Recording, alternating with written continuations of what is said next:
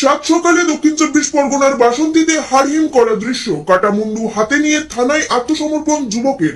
শনিবার সাত সকালে বাসন্তীর ভরতগড় এলাকায় এক মহিলার কাটামুন্ডু হাতে নিয়ে রাস্তা দিয়ে হাঁটতে হাঁটতে সোজা থানায় এসে আত্মসমর্পণ যুবকের। গোটা ঘটনায় চাঞ্চল্য এলাকায়। স্থানীয় সূত্রে জানা যাচ্ছে, নিজের বৌদির গলা কেটে মুন্ডু হাতে করে নিয়ে রাস্তায় হেঁটে হেঁটে থানাতে এসে আত্মসমর্পণ যুবকের। বাসন্তীর ভরতগড় এলাকার ঘটনায় তীব্র চাঞ্চল্য ছড়িয়েছে এলাকায়। ঘটনাস্থলে বাসন্তী থানার পুলিশ দেহটিকে উদ্ধার করে নিয়ে আসে। তবে স্থানীয় বাসিন্দারা জানাচ্ছে, মেয়েটির স্বামী 3 মাস আগে মারা গেছে।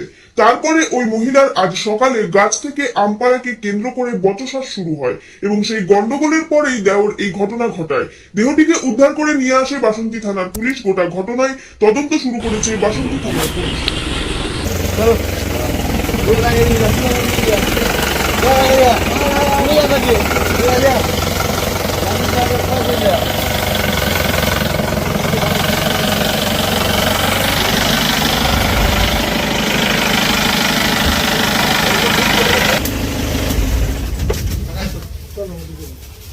সাধারণ কাগজ দিয়ে এটা নিতে হবে, এটা তো গাড়ি থাকবে না, এটা তো ওখানে দিতে নিতে হবে।